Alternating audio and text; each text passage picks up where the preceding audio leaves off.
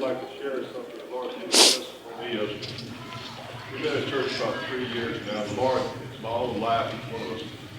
The Lord's called this body into possessing the land. He started teaching about the family cut here.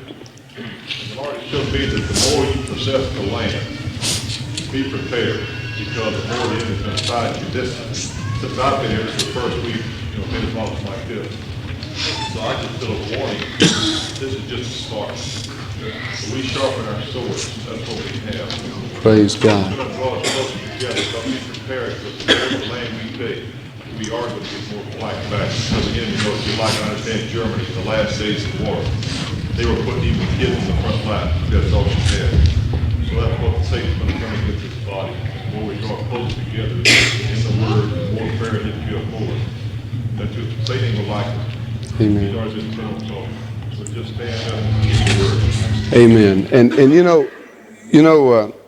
if you've not read Dave Wilkerson's book on the vision lately, it might be a good exercise to go get it or borrow it and read that on the vision that Dave Wilkerson had recently.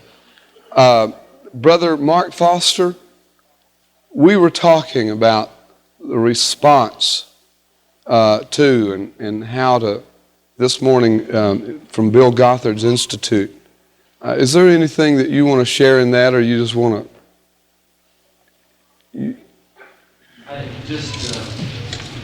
One problem.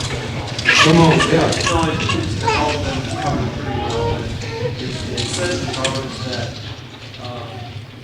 words can separate friends. And in the scriptures, there are several different categories of people that use spiritual words.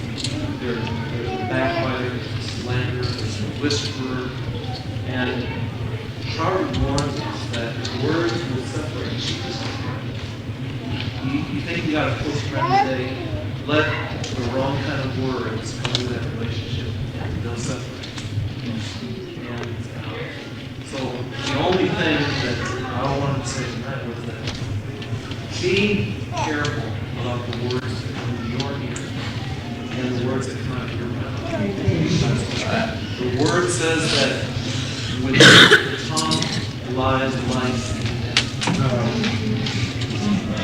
and so the words that go into your ears can bring life to death, and the words that come out of your mouth can bring life to death. It's very important, but I think you covered that. Just be honest. Amen. That is the tool. James also says, he says, notice what little remember can set on fire the course of nature, and that fire is set on fire. He's talking about set the course of nature on fire by him. I'm glad that prophets for They are praying for you, and just get coming to me. Let go and let God. That's God's fight. It's not yours. And you have explained it to the assembly, and as I sit here, if please come to me, there's still a few families that aren't happy. And they are to be pleased. You don't have to explain to them. Let go and let God. Hallelujah. Amen. Well, we do in love. Having not to explain, but we do in love, release any family that chooses to be released. And I believe we would all do that, wouldn't we?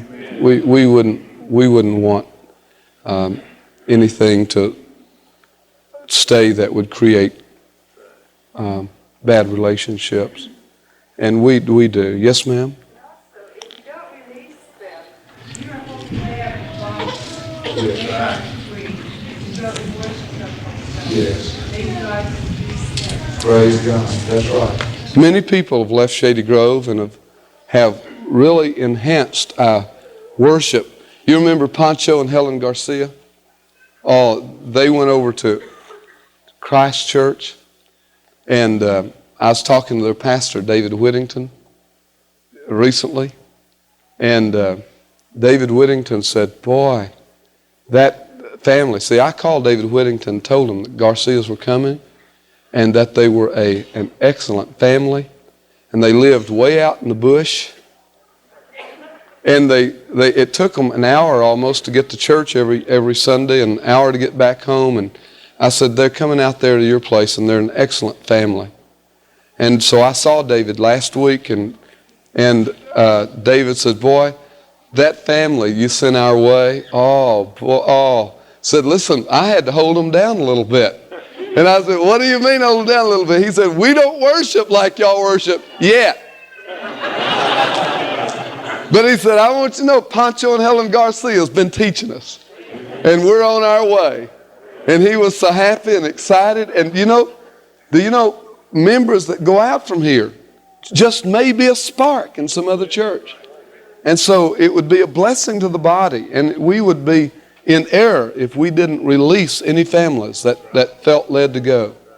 And so we do, don't we, body? I do, in the name of the Lord, in love. Really do.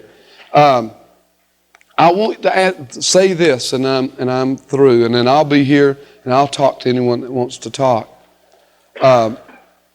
Do you believe that I'm not trying to defend a job or a position?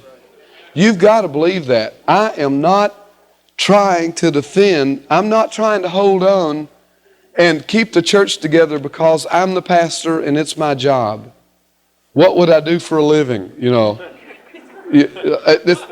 There's nothing like that. My whole interest is what God is wanting to do with Shady Grove. And that's my whole interest, nothing else. And I mean that from the bottom of my heart. What God's wanting to do here. And that's it. And, there's ministries all over the world. There's people that I grew up with the attitude that it was the preacher's job and that the reason he